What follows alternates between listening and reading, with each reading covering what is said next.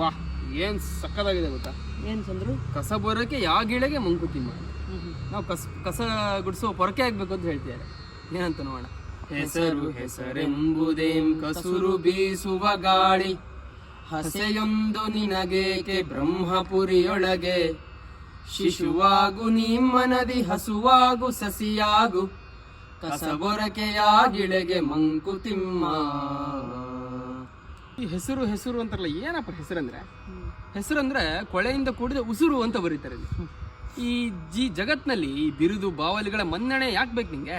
Permanent ಇದೇ ಸ್ಥಾನ ನಿನಗೆ ಬೇಕು ಅಂತ ಯಾಕೆ ಅಷ್ಟು ಹಂಬಲ ಪಡ್ತೀಯಾ? ಒಂದು ಮಗು ಎಷ್ಟು ಮುಗ್ಧವಾಗಿರುತ್ತೆ, ನಾವೆಲ್ಲ ಹೋಗೋದನ್ನು ಮುದ್ದು ಮಾಡ್ತೀವಿ. ಆ ಮಗು ಏನೋ ಅಂತ ಅನ್ಕೊಳ್ತಿರತ್ತ, ಎಲ್ಲರೂ ನನ್ನ ಬಂದು ಮುದ್ದಾಡಲಿ, ಎಲ್ಲರೂ ನನ್ನ ಹೆಸರು ಕೂಗ್ಲಿ ಅಂತ ಅನ್ಕೊಳತ್ತಾ? ಯಾವತ್ತು ಕೂಡ ಅನ್ಕೊಳ್ಳಲ್ಲ. ಆ ಮುಗ್ಧತೆ ಇರಬೇಕಂತ. ಹಸು ಯಾವತ್ತಾದ್ರು ಬೇಡತ್ತಾ? ಏನು ಹೆಚ್ಚಂದ್ರೆ ಏನು, ಅದಕ್ಕೆ ಹುಲ್ಲು ನೀರು ಹಾಕ್ಬೋದು ಬಿಟ್ರೆ ಇನ್ನು ಏನು ಬಯಸುತ್ತೆ ಅದು. ಆದರೆ ನಮಗೆ ಹಾಲನ್ನು ಕೊಡುತ್ತೆ, ಎಷ್ಟು ಕೊಡುತ್ತೆ ನಮಗೆ ಹಸು ಅಲ್ವಾ? ಹಾಗೆ ಮರ ಗಿಡ ಹೂವು ಹಣ್ಣು ನೆರಳೆಲ್ಲ ಕೊಡುತ್ತೆ. ತನಗೋಸ್ಕರನ? ಪರರಿಗೋಸ್ಕರ. ಹೀಗೆ ಇನ್ನೊಬ್ರಿಗೋಸ್ಕರ ಕೊಡೋದು ಹೆಚ್ಚಾಗಬೇಕಂತೆ. ಆಗ ಈ ಹೆಸರು ಮನ್ನಣೆ ಕಮ್ಮಿ ಆಗ್ತಾ ಹೋಗುತ್ತೆ ನಿಂಗೆ ಅಂತ ಹೇಳ್ತಾರೆ.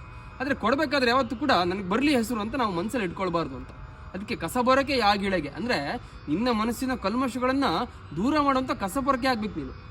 ಇದೇ ನಿನ್ನ ಜೀವನದ ಸಾರ್ಥಕತೆ ಅಂತ ಇಲ್ಲಿ ಹೇಳ್ತಾರೆ. ನಮಸ್ಕಾರಗಳು.